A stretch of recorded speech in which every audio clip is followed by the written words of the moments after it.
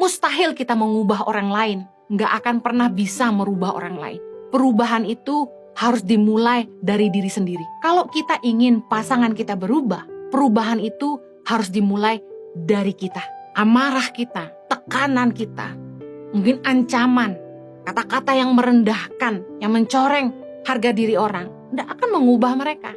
Tapi ketika kita merenungkan apa yang menjadi bagian kita dalam masalah itu, dan kita berusaha introspeksi diri, mau rendah hati untuk ngakuin ini salah saya dan saya mau berubah. Saya melihat bahwa ketika kita mau berubah, orang lain pun terinspirasi untuk mau berubah. Ketika kita mulai bilang sama pasangan kita bilang, sorry aku yang salah, biasanya mereka pun melunak dan mereka akan bilang, enggak aku juga salah. Tapi kalau dua-dua merasa benar, dua-dua saling menuntut pasangan berubah, masalah enggak akan ada habisnya, pertengkaran enggak akan pernah selesai. Kalau Anda ingin jadi pribadi yang lebih baik, saya sarankan ini, mari tanya pasanganmu dan anak-anakmu, apa yang harus Anda perbaiki tahun ini, 2022. Saya berdoa ini jadi titik balik untuk perubahan hidup Anda. Karena orang yang paling mengerti dan mengenal kita adalah orang-orang terdekat kita, pasangan kita dan anak-anak kita. Mari tanya mereka, apa yang harus kita perbaiki. Dan kalau mereka sampaikan dengan terus terang, kita harus terima dengan rendah hati.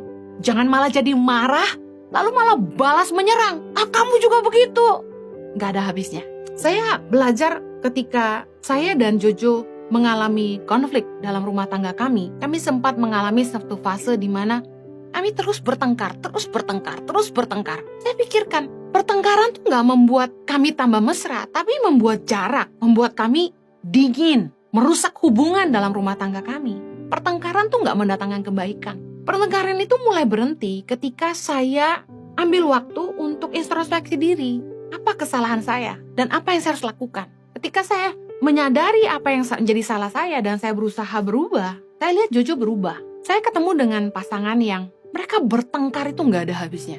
Konseling sama kami, konseling sama suami saya, berkali-kali bahkan lebih dari 5 kali. Tapi terus saja begitu, bertengkar dan makin parah. Tindakan kekerasan fisik mulai terjadi juga. Orang pikir masalah mereka akan selesai kalau mereka konseling dengan hamba Tuhan yang menurut mereka mampu menolong mereka. Tapi menurut saya, dengan siapapun Anda konseling, siapapun yang memberi nasihat kepada Anda, tidak akan mengubah keadaan kalau Anda sendiri tidak mau berubah.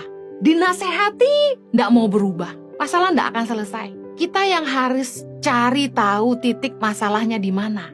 Masalah terjadi, konflik terjadi karena ada kontribusi dari keduanya. Jangan tuntut pasangan kita, tapi mari mulai berubah dari pihak kita. Saya melihat bagaimana Jojo berubah ketika saya memutuskan untuk berubah.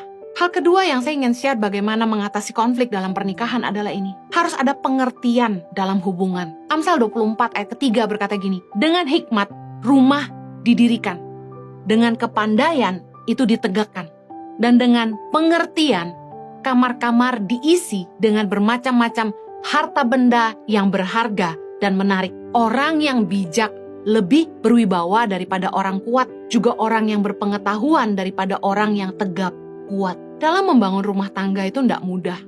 Kita butuh hikmat dari Tuhan. Kepandaian bicara tentang bagaimana kita cakap dalam mengatur rumah tangga. Dan dibutuhkan pengertian di dalam mengisi kehidupan dalam rumah tangga kita. Bukan bicara soal seberapa kuat Anda sehingga Anda bisa menang dalam pernikahan Anda.